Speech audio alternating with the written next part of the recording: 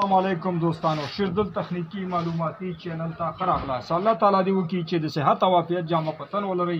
زموږ د نن ورځې ټاپک او موضوع ده تاسې څنګه کولی شئ اتومات ریګولیټر د دې ولټیج برابر کوي کله چې تاسې های یا لو ولټیج ته ضرورت لرئ او دلته ستاسې سټپلیزر چې دی هغه کار نه کوي.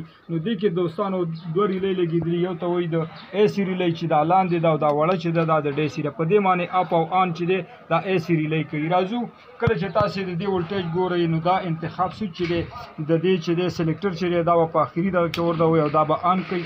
پاور چې دی دوستانو دا به ورته ورکوي د برق پاور چې کله تاسې دې ته پاور ورکو نو بیا به دوستانو ډیجیټل ملټي میټر راواخلئ او دا به په اے سی 250 ولټه باندې چې دی هغه عیار کوي.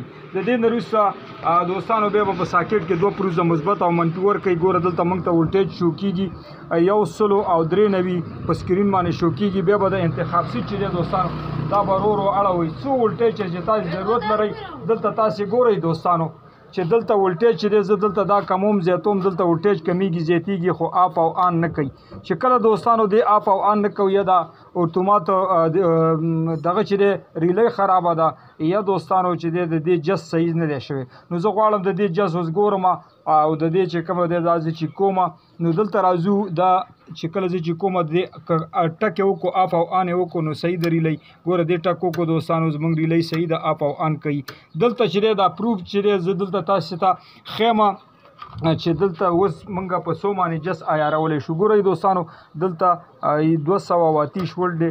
ګوره زه نورم زیاتوم زیات شو. دلته جس چې دی دوستانو زیات دی. د جس ته تاسې ګورئ زه جس ته وم دلته به ولټیج چې دی په خپله هغه آف شي.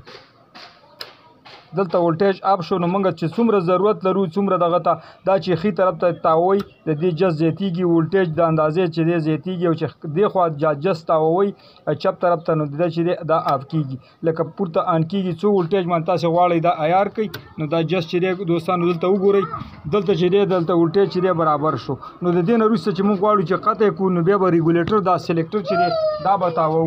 دا چې کله تاو کړو د دې نه وروسته هغه چې دی دا به آف کوو. نو چې کله آف شو دوستانو په دې طریقه باندې تاسې کولی شئ چې د ریګولیټر جس چې دی ولټیج دا برابر کوي. اوس ولټیج جس چې دی دوستانو زموږ د ولټیج اندازه دا تقریبا 48 یا 250 کې چې دا موږ ورډول د دې نه وروسته دوستانو تاسې نه دا آف کېږي. نو په دې طریقه باندې دوستانو تاسې کولی شئ د اتومات ریګولیټر چې دی د ولټیج جس برابر کوي د دې دوه ریلو په واسطه باندې او تاسې چې کوم دې ته استفاده وکړئ څومره ولټیج چې ضرورت لرئ.